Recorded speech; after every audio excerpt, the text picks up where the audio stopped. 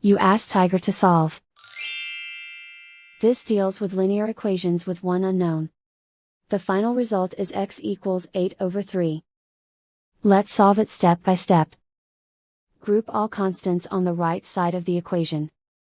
Add 4 to both sides. Simplify the arithmetic.